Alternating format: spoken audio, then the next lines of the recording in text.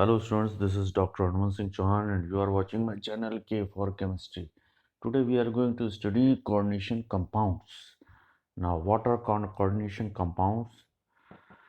Here we will study coordination compounds जो है combination of two or more than two simple salts. तो देखिए जो coordination compound है उसको हम किस तरह से आइडेंटिफाई कर रहे हैं. हमारे पास है एक एडिशन और मॉलिक्यूलर कंपाउंड. अभी एडिशन और मॉलिक्यूलर कंपाउंड किस तरह से होते हैं आप देखें. When when solution of two or more than two salts are mixed in simple ratio and are evaporated to obtain crystal, these are termed as addition or molecular compound. मतलब दो या दो से अधिक सिंपल सॉल्ट का solution है, उसको हमने मिला दिया, मिलाने के बाद उसको एवोपोरेट किया, एवोपोरेट करने के बाद जो बचेगा उसे हम कहेंगे एडिशन और मॉलिक्यूलर कंपाउंड. अब इसको एडिशन और मॉलिक्यूलर कंपाउंड को हमने दो भागों में डिवाइड किया. एक है डबल सॉल्ट और दूसरा है कोऑर्डिनेशन कंपाउंड और कॉम्प्लेक्स कंपाउंड. डबल सॉल्ट किसको कहते हैं? ये जो डबल सॉल्ट है वो ऐसा है कि ये जो डबल सॉल्ट सॉलिड स्टेट में तो स्टेबल है, लेकिन एक्वस मीडियम के अंदर या सॉल्यूशन फेज में ये अनस्टेबल है. ऐसा इसलिए क्योंकि अगर इसको हम एक्वस मीडियम में लेंगे तो ये अपने जिन एलिमेंट से मिलकर बना हुआ है उनके अंदर ये डिवाइड हो जाता है. सॉलिड स्टेट में डिवाइड नहीं होता, लेकिन सॉल्यूशन फेज के अंदर जिनसे ये मिलकर बना हुआ उसके अंदर ये डिवाइड हो जाता है. तो उस सॉल्यूशन को अगर हम टेस्ट करें तो हम ये बता सकते हैं कि ये किन किन तत्वों से मिलकर बना हुआ है, कौन कौन से सॉल्ट से ये मिलकर बना हुआ, उसके अंदर उसकी प्रॉपर्टीज प्रेजेंट होती है. फॉर एग्जांपल मोहर सॉल्ट है अपने पास, फेरस अमोनियम सल्फेट FeS4NH4 का ट्वाइस SO4 6H2. यह है सॉल्ट है. अब इसको जैसे हमने पानी में डिजोल्व किया तो ये Fe का भी टेस्ट देगा, सल्फेट का भी देगा, अमोनियम का भी देगा, जिनसे ये मिलकर बना उन सबके टेस्ट दे देगा. तो ये इसका मतलब ये हुआ कि ये एक्वस मीडियम में डीआयोनाइज हो गया और जिनसे मिलकर बना है उनकी में डिवाइड हो गया ये. इसी प्रकार फिटकरी है पोटाश एलम, उसमें भी ऐसा ही है. पानी में जब इसको हम डिजोल्व करेंगे तो जिन एलिमेंट से रेडिकल से मिलकर बना हुआ उसके टेस्ट देते हैं, इसलिए इसको हमने कहा डबल सॉल्ट. इसके अलावा एक होता है कोऑर्डिनेशन कॉम्प्लेक्स और कॉम्प्लेक्स कंपाउंड. इनकी क्या विशेषता होती है? ये सॉलिड फेज में भी स्टेबल होते हैं और सॉल्यूशन फेज में भी स्टेबल होते हैं. मतलब सॉल्यूशन फेज में भी अगर इसको हम डिजोल्व करेंगे तो ये उन आयनों में नहीं टूटेगा जिनसे ये मिलकर बना हुआ है.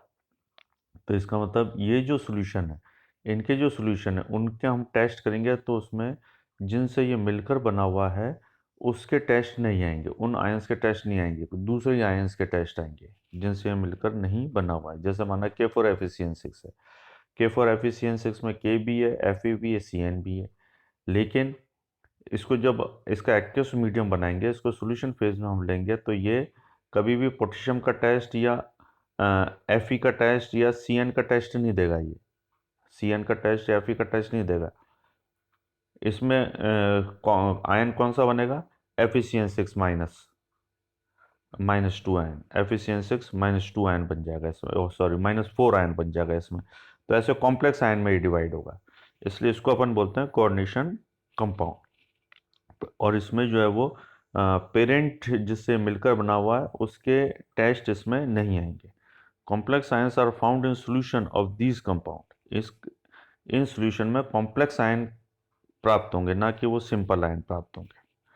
These are stable compounds having covalent bond. ये कंपाउंड जो हैं इनमें कोवलेंट बॉन्ड होने के कारण ये बहुत ज़्यादा स्टेबल होते हैं. इसमें आयनिक बॉन्ड ना होकर के कोवलेंट बॉन्ड होता है. चलिए आगे चलते हैं हम. एक एग्जांपल दिया है इसमें NiCN2 है, इसकी KCN से रिएक्शन कराए तो K2NiCN2 ऑरेंज रेड कलर का बना है. अब इसके अंदर जो Cn था NiCN2 था और K तो था नहीं, लेकिन K इसके अंदर और जुड़ गया है. अब इसमें देखिए एक दूसरा और है अपने पास NiCl2.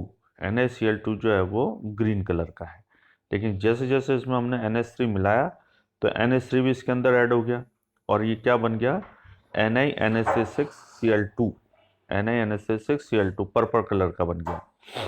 लेकिन इसकी जब हम टेस्टिंग करेंगे तो इसमें Na+2 आयन की टेस्टिंग नहीं आएगी, क्योंकि ये अगर ये ब्रेक होता है तो ये अपने सिंपल आयन में डिवाइड नहीं होगा, ये Na(NH6+2) में डिवाइड होगा, कॉम्प्लेक्स आयन में डिवाइड होगा, तो इसमें Na का टेस्ट नहीं आएगा, इसलिए इसको अपन बोलते हैं कॉम्प्लेक्स आयन।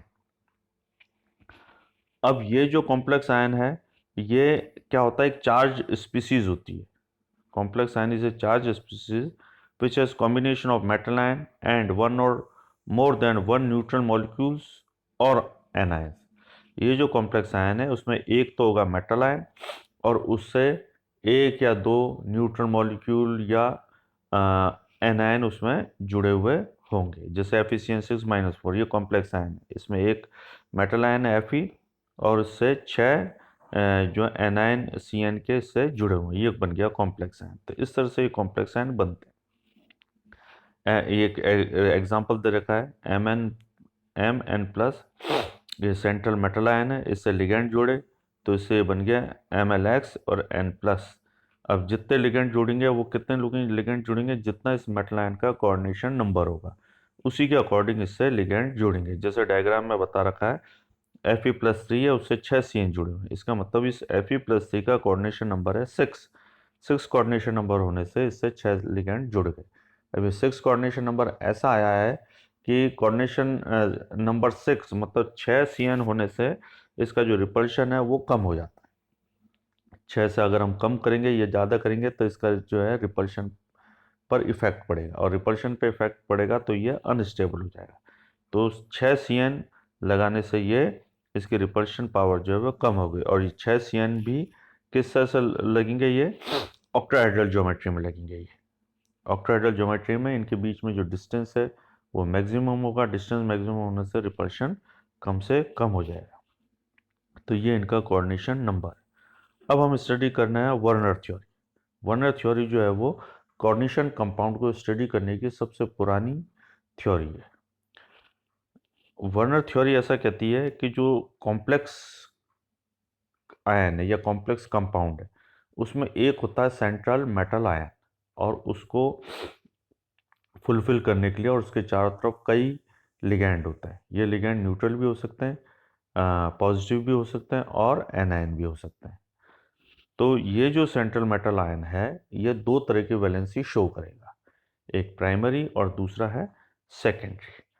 प्राइमरी वैलेंसीज जो होगी, चलो डायग्राम को देख के बताते हैं। ये डायग्राम है हमारा। जो प्राइमरी वैलेंसी होगी वो, उसको हम जब डायग्राम बनाएंगे तो उसको डॉटेड लाइन से शो करेंगे, और ये जो वैलेंसी है बहुत लंबी होगी, इसको डॉटेड लाइन से शो करेंगे और उसकी डिस्टेंस बढ़ा के रखेंगे हम। इसकी कोई दिशा नहीं होती है, इसलिए किसी भी दिशा में कैसे भी बनाई जा सकती है, और ये एक तरह से जो मेटल आयन है उसकी वैलेंसी को शो करती है। मेटल आयन की वैलेंसी को शो करेगी ये, और ये जनरली आयनिक होती है, ये जनरली आयनिक होती है। The primary valency of central metal ion is satisfied by anions always and is shown by dotted lines in this structure। ये जो है वो, इसको हम एनाइंस के द्वारा शो करते हैं। इस स्थान पर हमेशा एनाइन ही होंगे प्राइमरी वैलेंसीज पर। ये कभी भी स्ट्रक्चर को डिटरमाइन करने में या ज्योमेट्री को डिटरमाइन करने में हेल्प नहीं करती है। इसके अलावा सेकेंडरी वैलेंसी है। सेकेंडरी वैलेंसी जो है वो स्ट्रक्चर को डिटरमाइन करने में हेल्प करती है, इस स्ट्रक्चर को डिटरमाइन करेगी सेकेंडरी वैलेंसी, और इसको डार्क लाइन से हम शो करेंगे, और वो जो डार्क लाइन है वो डॉटेड लाइन से छोटी होगी। ये जो है हमेशा कोवलेंट बॉन्ड से जुड़ी हुई होती है, स्ट्रांग होता है ये। और जब हम इसका फार्मूला लिखते हैं तो जो सेकेंडरी वैलेंसीज के जो मॉलिक्यूल हैं या रेडिकल्स हैं उनको हमेशा हम बड़े ब्रैकेट के अंदर लिखते हैं। इस बड़े ब्रैकेट को जनरली हम बोलते हैं कोऑर्डिनेशन स्फीयर। तो कोऑर्डिनेशन स्फीयर के अंदर कौन कौन से आएंगे, जो सेकेंडरी वैलेंसी है वो हमेशा कोऑर्डिनेशन स्फीयर में आएगी, मतलब बड़े ब्रैकेट के अंदर आएगी, और कोऑर्डिनेशन और प्राइमरी वैलेंसी है वो कोऑर्डिनेशन स्फीयर के बाहर आएगी, मतलब बड़े ब्रैकेट के बाहर आती है।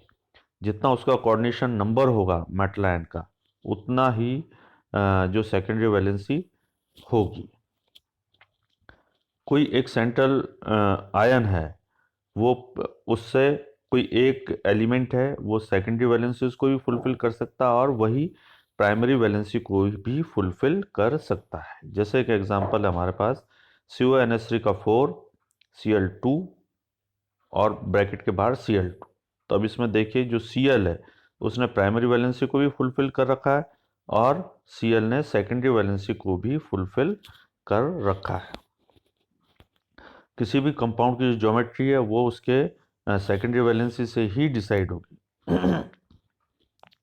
जैसे माना कोई सेकेंडरी वैलेंसी कोऑर्डिनेशन नंबर किसी का 2 है तो वो लीनियर शो होगा, किसी का कोऑर्डिनेशन नंबर 4 है तो वो टेट्राहेड्रल या स्क्वायर प्लेनर शो होगा, किसी का कोऑर्डिनेशन नंबर 6 है तो वो ऑक्टाहेड्रल शो होगा।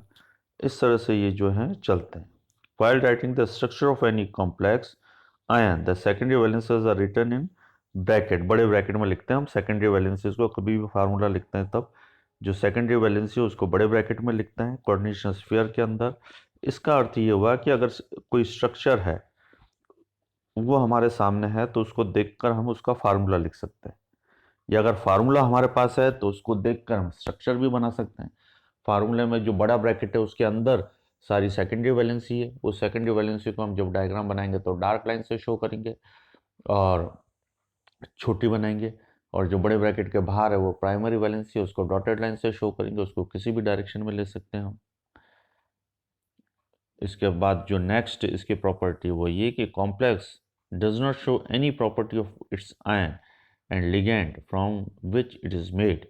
जैसा कि पहले भी बता रखा है कि जो कॉम्प्लेक्स है ये कॉम्प्लेक्स आयन है, ये कभी भी सॉल्यूशन फेज में अपने जिन आयन से मिलकर बने हुए हैं उनकी प्रॉपर्टी कभी भी ये शो नहीं करते, उन लिगेंड की प्रॉपर्टी ये कभी भी शो नहीं करते।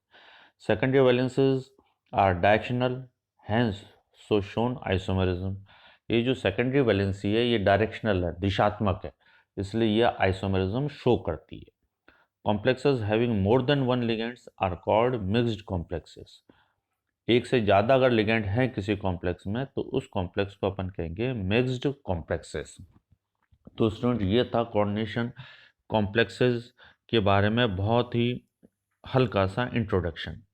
आप हमारे चैनल को सब्सक्राइब करना ना भूलें, चैनल को सब्सक्राइब करें, ज़्यादा से ज़्यादा इसको देखें।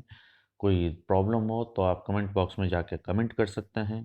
थैंक यू वेरी मच आज के लिए।